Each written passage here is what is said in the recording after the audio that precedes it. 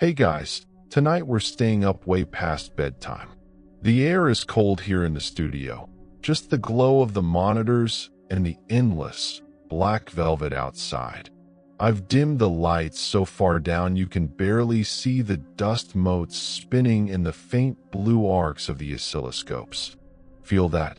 That low subterranean hum?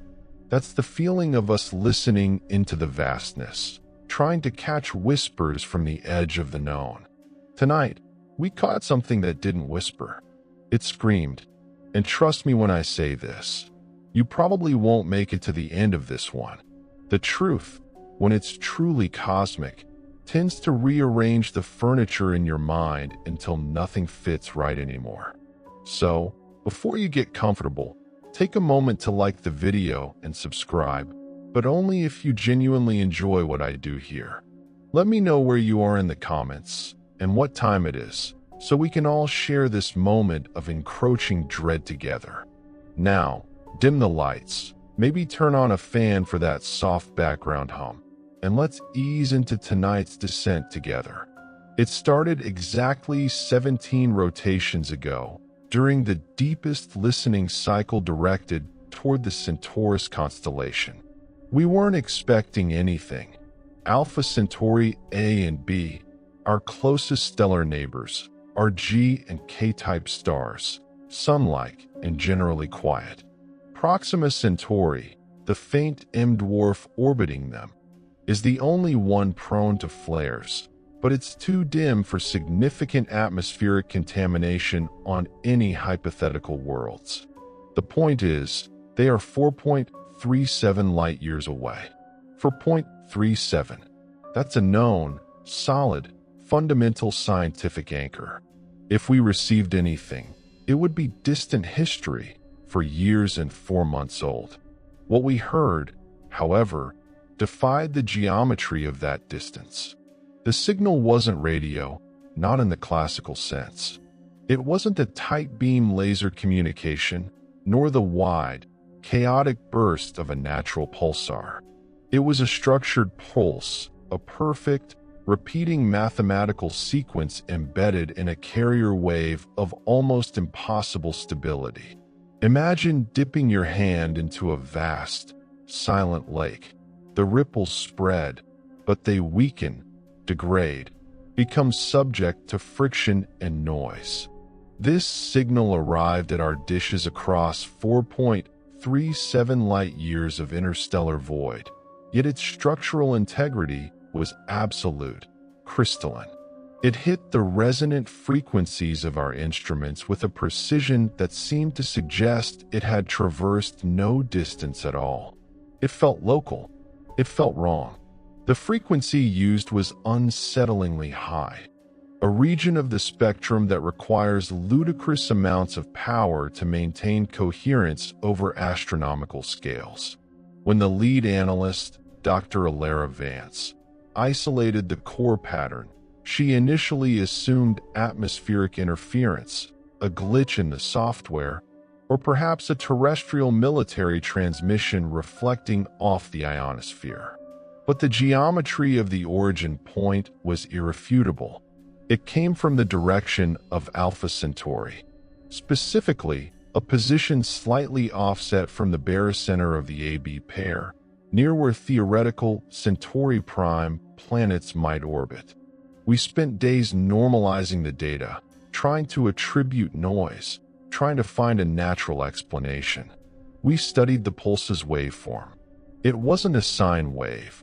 It was a complex series of nested frequencies, a fractal signature.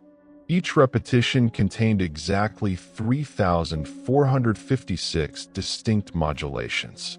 This wasn't a beacon. It was a vast, layered message compressed into a single, terrifyingly robust transmission. It spoke of immense computational power, power that dwarfed anything we currently possess. The mythic concept that began to take root in our sleepless minds was the idea of the immediate neighbor. We always imagined that if life existed in Alpha Centauri, it would be parallel to us, or slightly behind, or perhaps just slightly ahead. We pictured civilizations struggling with the same fundamental physical limits we face. Limits defined by the speed of light, limits defined by energy budgets. This signal shattered that myth. It implied a technological mastery that didn't just bend the rules of physics, but operated outside them entirely. It bypassed the void, it ignored the distance. The pulse was less a broadcast and more a tremor transmitted through the underlying fabric of spacetime itself. The sensation of listening to this transmission was physical. It settled deep in the chest, a low, unnerving resonance. It sounded like static trying to form words, like the universe clearing its throat before delivering a sentence too profound to be understood. It was too clean, too loud, too close for something 4.37 light-years distant. We started to feel like the true meaning of the void wasn't emptiness, but potentiality, and that potentiality was being violently disturbed. And as I sat there, watching the impossible purity of that frequency carve itself onto the scope, observing the perfect, mathematically flawless repetition, a chilling certainty began to solidify. It wasn't about the spatial distance. It was about something far more disturbing, something that leveraged time itself as a medium. I looked out at the cold, uncaring stars and realized that our understanding of reality, our neat little Newtonian boxes, had just been vaporized by a signal that shouldn't exist. I don't think the universe ever meant for us to know how tightly space and time are bound together, or how easily one can be sacrificed to transmit information across the other. That signal, cold and perfect, was the first true fear I had ever felt, because it wasn't fear of an external threat. It was fear of a broken law. It was the sound of reality tearing at the seam. Our initial curiosity had curdled into deep, instinctive dread. The fear escalated when we calculated the necessary energy expenditure. If that signal obeyed the inverse square law, if it attenuated across 4.37 light-years as a standard electromagnetic pulse, the originating civilization would need to have converted the entire mass of Alpha Centauri B into energy just to generate the carrier wave, let alone the complex data payload. That calculation, a fundamental scientific anchor based on known physics, was impossible. Therefore, the signal must not have obeyed the inverse square law. It must have traveled through a different medium or arrived via a mechanic that negated the vastness of the intervening void. Dr. Vance, the analyst who became increasingly withdrawn and pale, proposed the terrifying hypothesis, temporal displacement. She argued that the signal hadn't traveled across space primarily, but across time.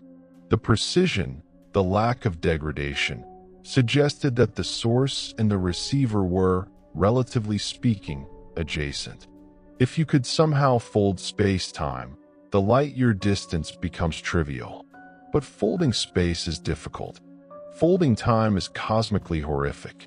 Imagine time dilation, the factual concept that under extreme gravity or velocity, time moves differently for different observers.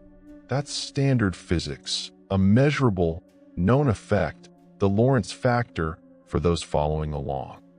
But this signal implied a deliberate, targeted manipulation of the temporal vector itself. It wasn't an alien civilization 4.37 light-years away sending a message. It was something, somewhere, pushing a message backwards. And the only way to perfectly preserve a signal against the entropy of astronomical distance is to ensure the signal originates very, very close to the point of reception, temporally close. The mythic or speculative cosmic concept that emerged was the echo chamber of Kronos. We began to view the universe not as a one-way street of ever-increasing complexity, past to future, but but as a vast, resonant chamber where the future constantly reflected back into the past. We weren't just receiving a signal, we were experiencing a feedback loop. The sender wasn't a distinct entity in a distant star system. The sender was fundamentally linked to us, trapped within the same cosmic geometry, but positioned at a terminus we hadn't yet reached. The decoding process stalled, not because the data was too complex, but because the very structure of the encoding defied linear causality. The signal's geometry, those 3,456 nested modulations, didn't represent linguistic units or pictorial data. They represented complex physical states, equations describing forces we didn't recognize, and visualizations of spatial distortions that made the curvature of a black hole look like a gentle ripple. It was, terrifyingly, a transmission about the void itself, delivered through the void. One particularly recurring pattern translated into a visualization, a chillingly elegant, impossible shape projected onto our displays. It was a manifold, a geometric construction of 6 dimensions, perfectly clean and symmetrical, but collapsing in upon itself at a central point. It looked like a crystal dissolving into pure mathematics. This collapse was the heart of the message, the core event that the future was desperate to convey. The more we analyzed the resonance of the carrier frequency, the more the equipment seemed to struggle, not with interpreting the signal, but with remaining anchored to the present moment. Monitors flickered with ghost images of data that hadn't been recorded yet. The air grew thick, heavy with the sense of displacement. Dr. Vance, sleeping less than 2 hours a night, started describing the feeling of temporal pressure, as if the future was heavy, leaning on our present moment. I started seeing the void differently, not as the empty space between stars, but as a vast, dark mirror reflecting back the dread of the end state. When I looked up at the Centaurus constellation, I wasn't seeing light 4.37 years old. I was seeing the faint, distorted light of an origin point that existed far, far along our own temporal trajectory. Alpha Centauri was merely the accidental focal point, the gravitational lens through which this chronometric horror was being projected backward into our time. The dread became personalized.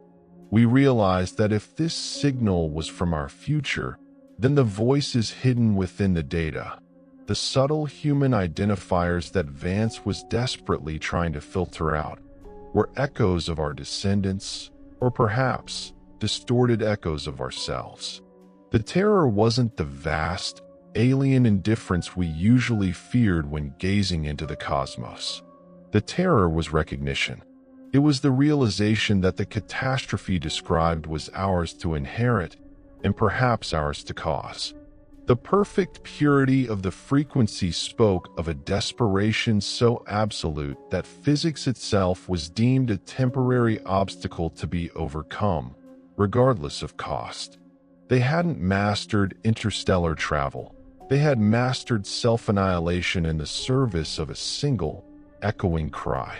The initial curiosity had vanished, replaced by a cold, stomach-churning certainty that we were eavesdropping on the final conversation humanity would ever have, a conversation with its own past.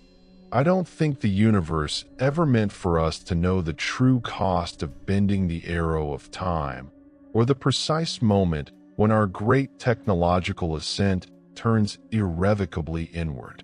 The signal hammered on, relentless, a perfect pulse of impending doom delivered across a space that was simultaneously astronomical and zero. We were now operating in a state of escalating fear, haunted by the future's spectral reflection. The true nature of the distress call finally became clear, not through perfect translation, but through pattern recognition and pure, agonizing extrapolation. The The signal was not a warning aimed at prevention. It was a testament delivered after the fact of the final, irreversible catastrophe.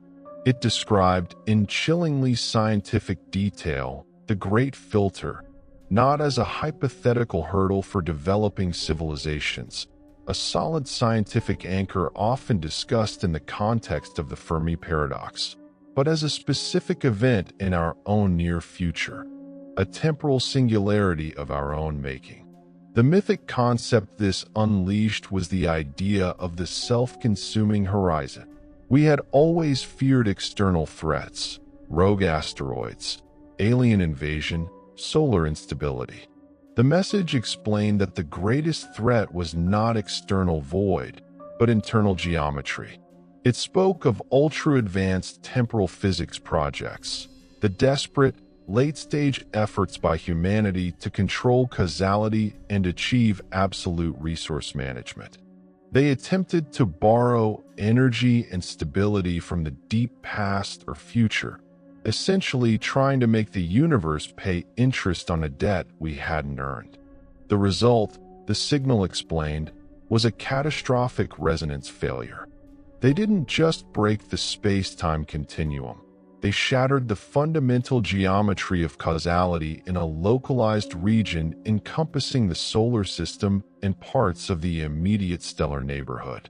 The event was detailed through images of impossible physics, Earth existing simultaneously in multiple states of decay, temporal reflections overlapping, and the very fabric of reality twisting into knots of self-contradiction. The images we decoded were not rendered. They were descriptions of physical observations made by the senders just before the final temporal horizon collapsed around them.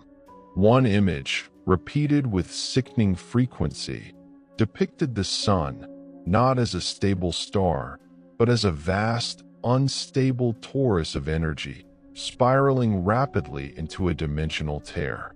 It showed our star consuming its own past light, creating an instantaneous, localized big crunch of pure chronological horror. The sheer technological scale required to accidentally achieve this level of destruction instilled a profound, sickening dread. They hadn't built weapons. They had weaponized the flow of time itself, treating reality as a malleable substance rather than a foundational constant. The signal carried a palpable sense of resignation, an acknowledgement that their civilization had progressed so far that the only remaining existential risk was themselves. The language of the message was dense with cosmic vocabulary, the collapse of the causal void, the frequency of self-destruction, the geometry of the final reflection. Everything pointed toward a civilization that had reached technological maturity, solved all internal problems, and then, driven by an insatiable curiosity, a final, fatal attempt to master the absolute, had torn the universe open. We realized the Alpha Centauri link was crucial. They had positioned their temporal transmitter, which must have been a device of planet-shattering power, at the nearest stable point outside the primary field of collapse. Alpha Centauri was their observational platform, the closest available vantage point still anchored in relatively stable time, just 4.37 light-years away. From that position, they pushed the signal back along the temporal vector, ensuring it arrived not in 2029, their own deep past and our present, but at the precise point needed to complete the terrifying chronological loop. The signal's internal pulse rates started accelerating subtly, correlating mathematically with the increasing rate of entropy observed in the decoded visualizations of the collapse.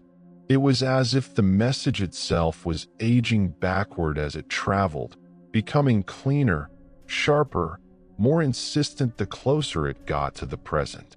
The dread was rising, not just because of the content, but because the mechanism seemed to be actively tightening the temporal noose around our necks. I walked the listening station floor, the air heavy and cold, feeling the weight of 4 centuries of dread pressing down on us. We were no longer astronomers. We were forensic time travelers, picking through the spectral remains of our own doom.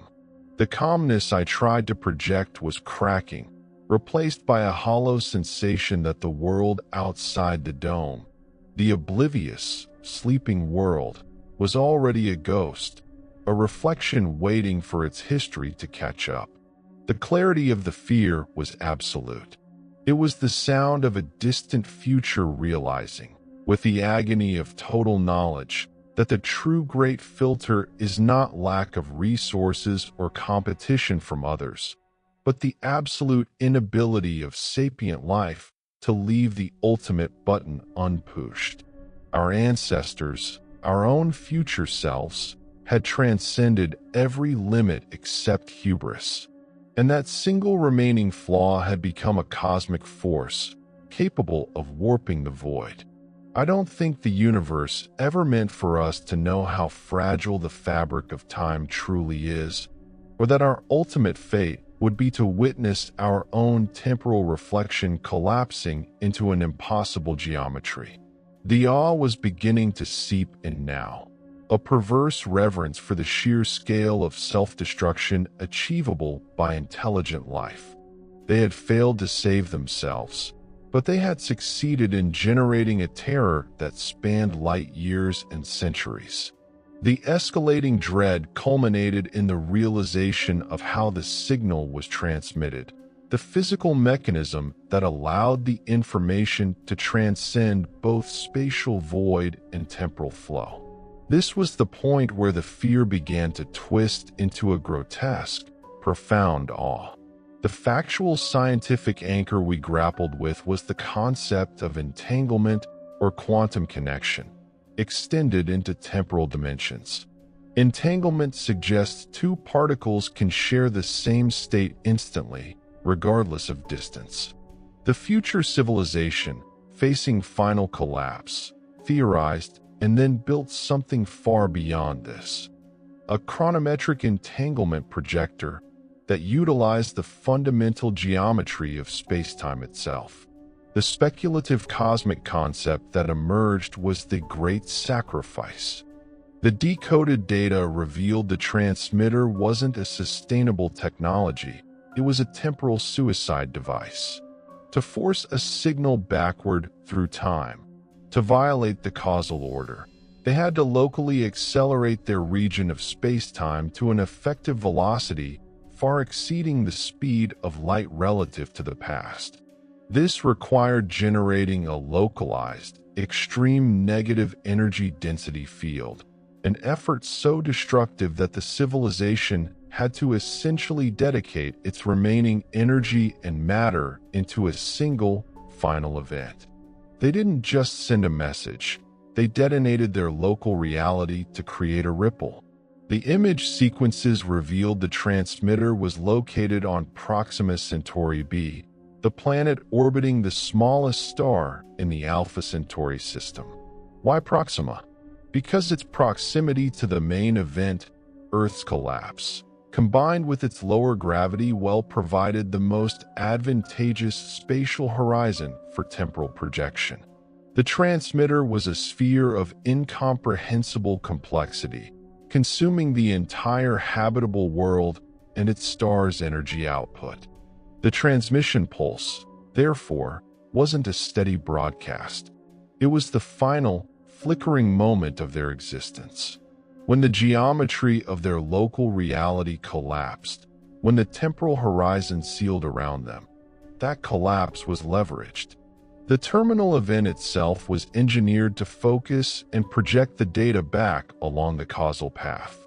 The signal wasn't traveling.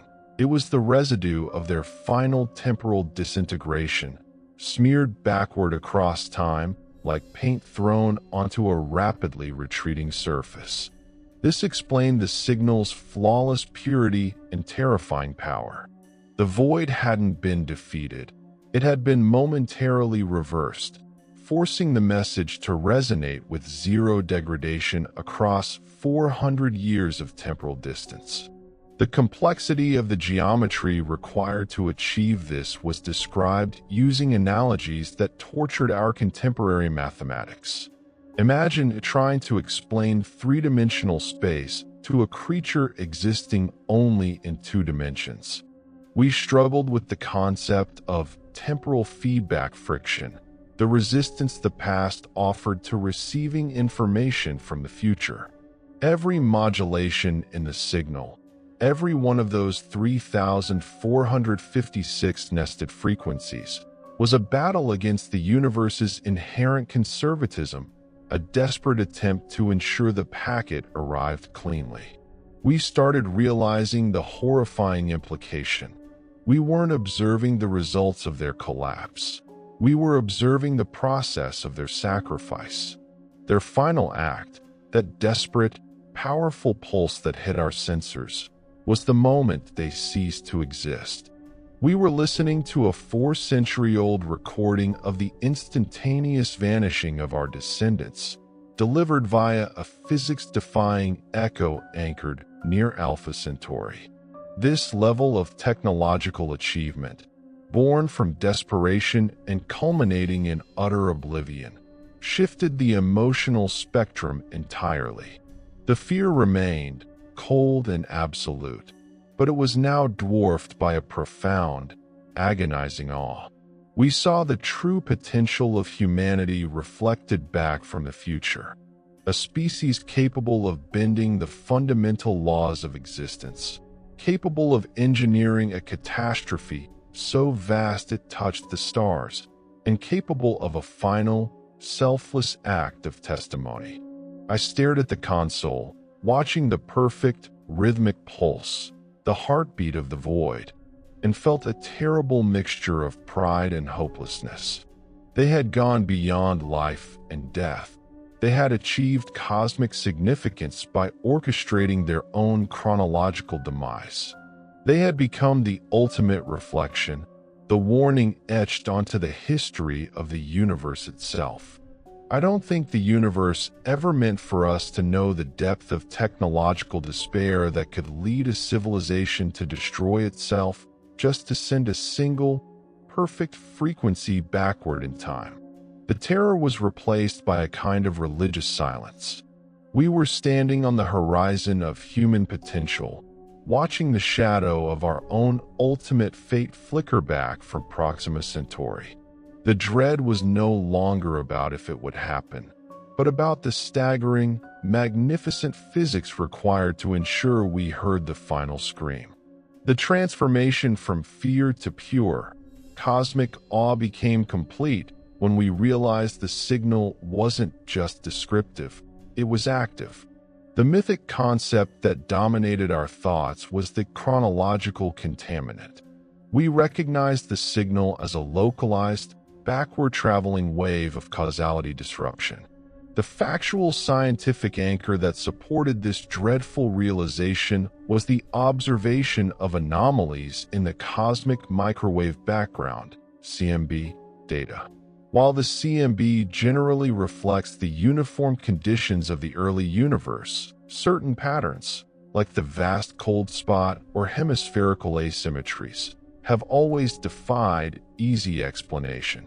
We started cross-referencing the geometric patterns embedded in the Alpha Centauri signal with these CMB anomalies. The correlation was horrifyingly high. The signal's arrival was not just passive information. It was an imposition of future geometry onto the past. When our descendants focused all their energy on forcing that pulse backward, they didn't just send data. They injected a small, localized distortion into the space-time continuum that propagated backward from the moment of their collapse. We were receiving the signal today, 400 years before their end, but the distortion, the shadow of the catastrophe, had begun subtly affecting reality much earlier. The anomalies in the CMB, we now hypothesized, were not relics of the universe's birth, but faint, distant reflections of our own terminal future, pushed into the deep past by the sheer temporal force of the chronometric projection near Alpha Centauri. We were living inside the delayed ripple of our own ultimate destruction. The effects became more localized and immediate the longer we analyzed the signal. The air pressure in the station felt wrong, fluctuating subtly outside of meteorological explanations. The resonance of the carrier frequency permeated the building, causing deep vibrations in the concrete that the human ear couldn't register, but which machinery detected instantly. It was as if the fabric of our present was vibrating at the frequency of their impending doom. The decoded geometry of the catastrophic event, the six-dimensional manifold collapsing, began to subtly influence our own computational architecture. Computers running the analysis occasionally spat out contradictory results, equations that momentarily resolved into non-existence, and strange, momentary overlays of data that belonged to a different chronological sequence entirely. Dr. Vance, who was now barely recognizable, reported seeing temporal echoes in her peripheral vision, flickers of the present moment overlaid with distorted images of the future station, covered in shadow and ruin. We realized the signal's purpose was far more profound than a simple warning.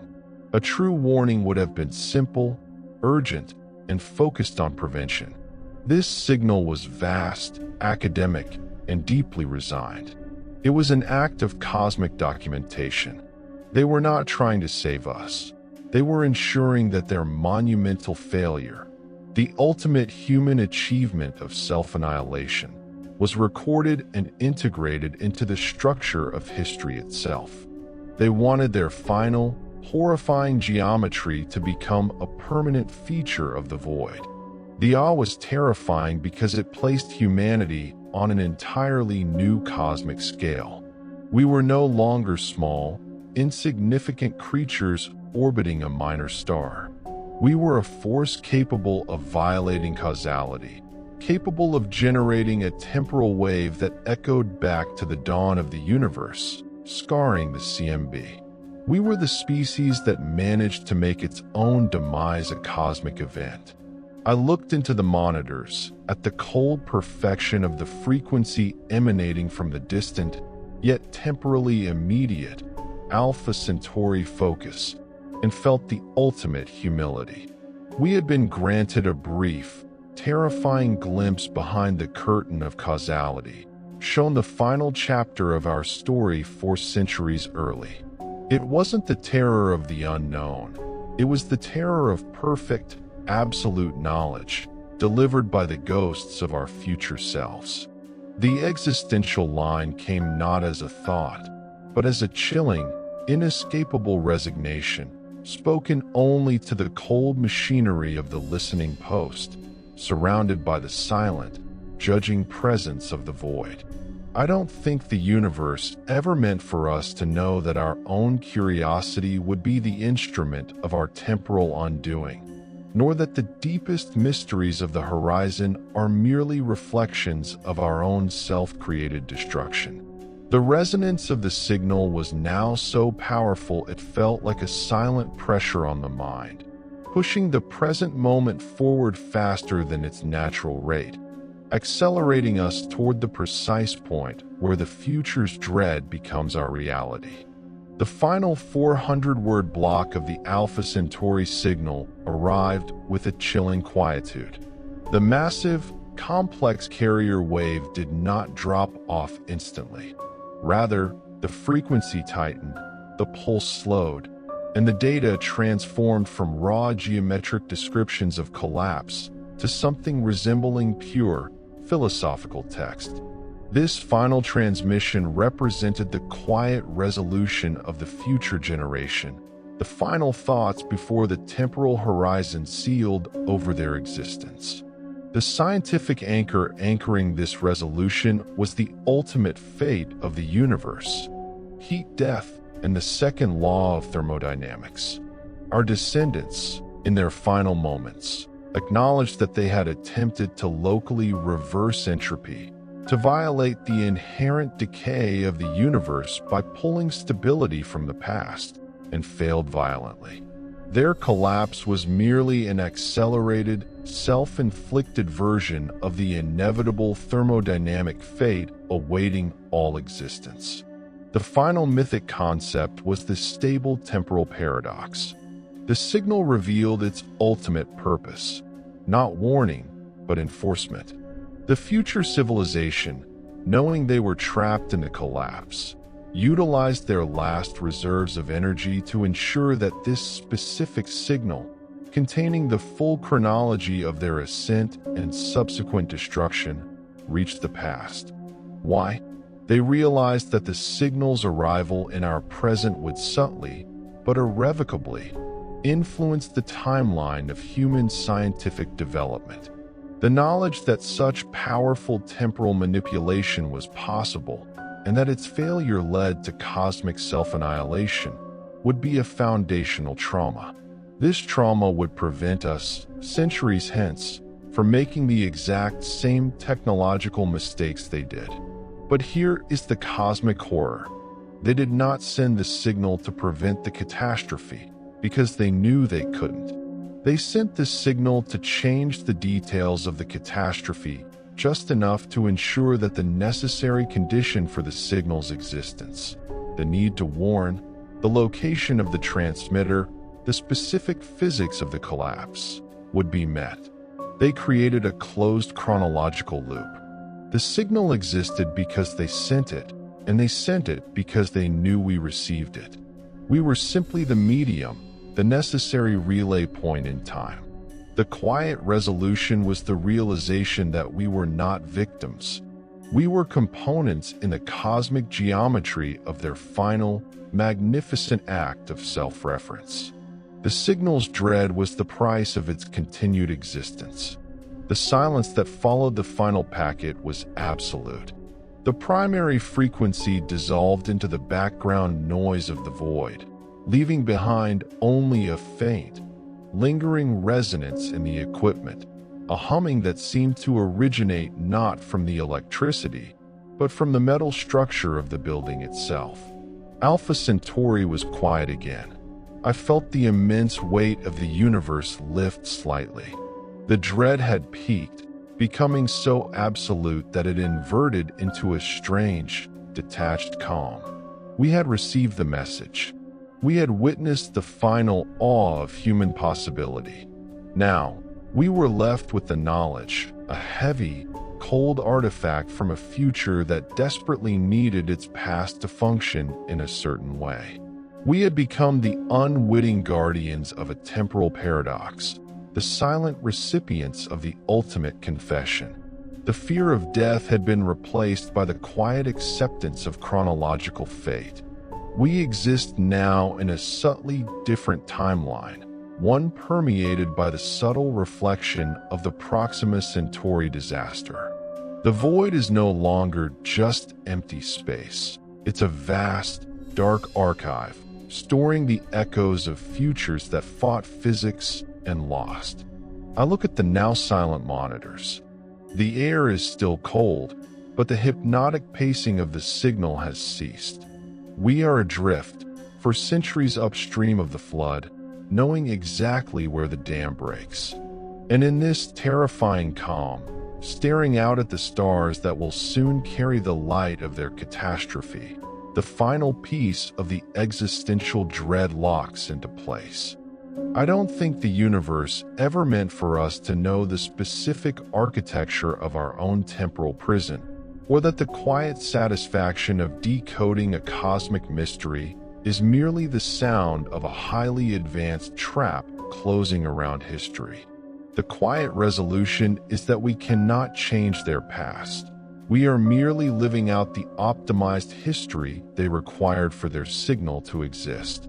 We are the necessary audience for the midnight dread of Alpha Centauri's echo. The monitors are mostly dark now, the listening station settling back into its accustomed, frosty silence. I can feel the cool air coming off the windows, a clean, sharp sensation against the dull throb behind my eyes.